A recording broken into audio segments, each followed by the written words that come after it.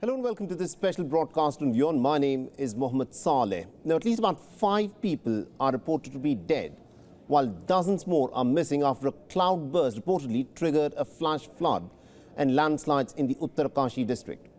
Now, the massive deluge that swept through the Dharali village washed away entire structures, including homes, hotels, business establishments, and even parts of an army camp. At this moment, rescue teams are working round the clock to search for any survivors in the very difficult terrain and in the very inclement weather. But the question that needs to be asked is this: when incidents like this happen, is it just a natural tragedy over which humans have no control, or is this the result of unmitigated development and construction activity that cares very little for the fragility of the ecosystems where these human settlements are built? Now, to tell us more, we're joined in this broadcast by Professor C S Dubey, who is a renowned geologist and is also currently the Executive Director of the Normi Research Foundation. Professor Dubey, thank you very much indeed for joining us here on WION, sir. Yeah. Now, looking at what has happened in the Uttarkashi district, the obvious question that comes to mind is this: is this a case of a natural disaster, where we could not have done anything, or is this, as some have put it, that this is a disaster that we've invited upon ourselves because of the indiscriminate construction activity that we've carried out in the name of development in these ecologically sensitive areas? So you see, if you see the area which has a landslide, and it's actually it's not I don't feel like there's a cloudburst. There were several, because there were some kind of a damming of the boulders and other things in the area, because there was very less rain at that time. Right. And probably the rain plus which were the dammed portion where the water accumulated, that had a high pressure at that time when the rain came. Right. And that blockage was, it became open, and suddenly there was a breaking, and the whole boulders, big boulders and everything of the moraine, and because earlier it was a ice area, so snow area, so all the boulders and other things, they came down. Now when you see when they came down, the slopes were actually, the old riverbed was different. You see the fan which you see in front of where everything has happened. This is an old alluvial fan.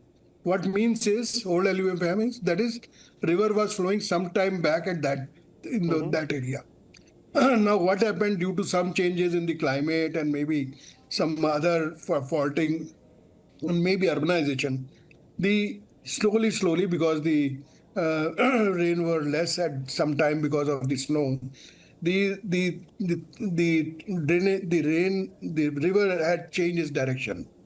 But suddenly when there was this kind of a throw of huge boulders and other things which they came down, and with the mud and the water, they came down. It flew on the same slopes, and it went to the same side where it was the earlier old river direction. And the development, as you are rightly say, the development which has happened, if you see on the left-hand side of the slopes, nothing has happened, because those were the places which is called as old Dharali. Right. Now in the newer Dharali, which is on the lower side, which is on the more thought to be on the more stable alluvial fan, and where they had grown apples and other things, and they had big buildings, they had hotels and everything. That was the area which was an old area. And that whole thing came down over from that area, and it went down, and the whole, everyone in that, where they were within the those dumps and those boulders, within the boulder over them, the mud overflew them, everything flew. So it is actually, I will say that the planning as such, the disaster planning, when we do, is we never see that what kind of slopes are there, right, what kind on the upper region, what are the kind of beds are there some glacial lake outburst zones, or there are flood prone zones where the landslide prone areas, we are not looking at. And also, where the construction activity happened, I'll just come to that. But the important and interesting point that you've made, you do not believe that this was a case of a cloudburst, because you believe that this was No. some kind of a damming of water that had happened. Now, some Yes, people yes. are also suggesting that this could have been a glacial pond that just suddenly burst, and no one predicted that something like this could have happened. Do you So agree, concur with this theory that is now being put forward that it could have been a glacial pond? the process which is there, that kind of thing is called as GLOF, glacial lake outburst floods. And these floods happens when there are glaciers. Now in those portions, in the upper region, due to the climate change and the melting of snow, there are no more glaciers are there. Right. Only ponds are there.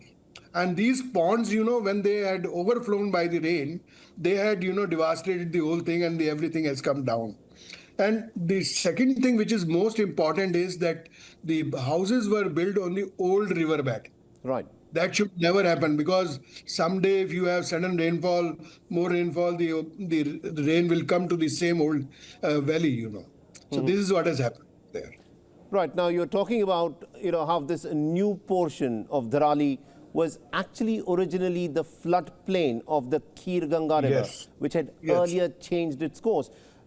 For people to construct their homes, for hotels to come up, the local administration there needs to give permission for licenses to be given out Yeah. to these commercial Yeah. establishments.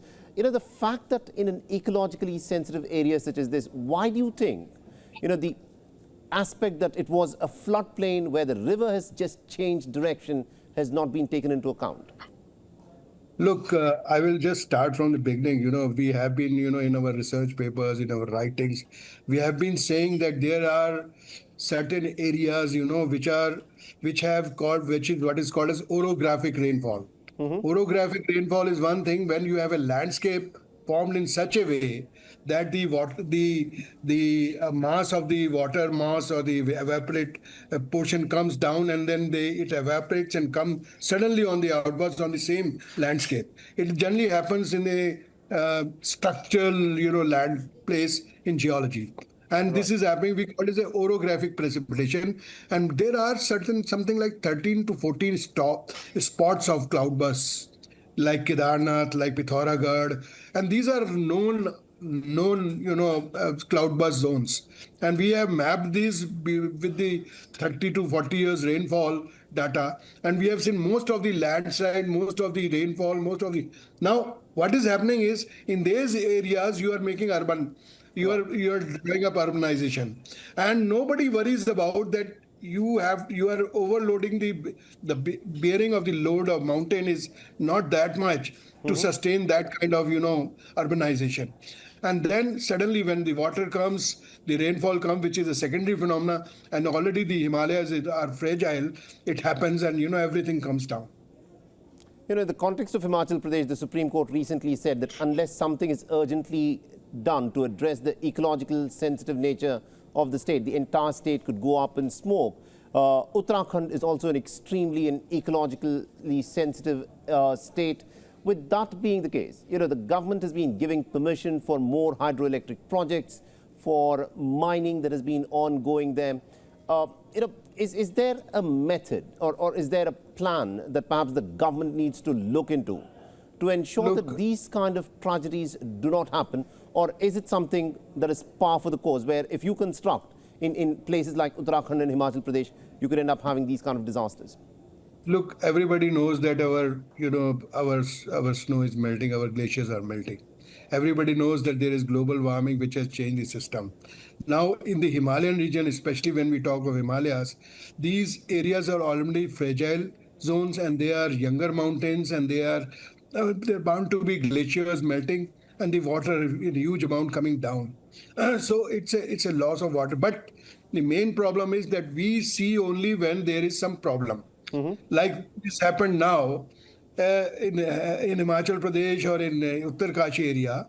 We have now worried about, and we send NDA, NDRF, SDRF to solve the problem. Right. We don't see it. We don't have a long-term planning like the development plan of the area to find out which are these landslide-prone areas, how to tackle those landslide-prone areas. We don't have the flash flood zone areas. I told you the cloudburst zones where we can identify these are the cloudburst zones. No more urbanization in these places. Right. So those kind of mapping is not there in India. Everywhere in world, if you go to Iran or somewhere, you'll find in the upper side of the roads, they have some kind of a blockade so that if the stone comes down, it doesn't fall to the someplace. It is not there in India. That kind of mapping is not there. I'm pretty sure the government is, of course, looking at what has actually happened in Uttarkashi, and one hopes that the steps that are taken so that incidents like this do not happen in future. Professor Dubey, thank you very much indeed for joining us here on WION. Thank you. Thank you very much. Thank you.